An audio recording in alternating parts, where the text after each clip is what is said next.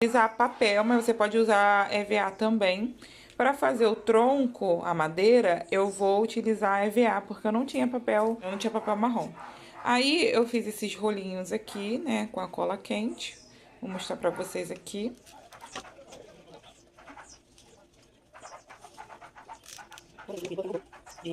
Agora, para fazer a fogueirinha, é só a gente ir espalhando aqui e colando.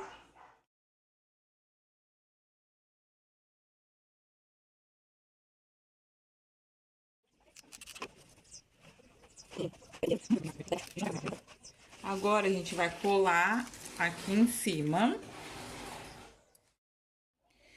Então, aí agora a gente dá pra você colocar um docinho aqui dentro, uma paçoca. Aí eu vou colocar essa tampa aqui só pra poder representar e depois é só fechar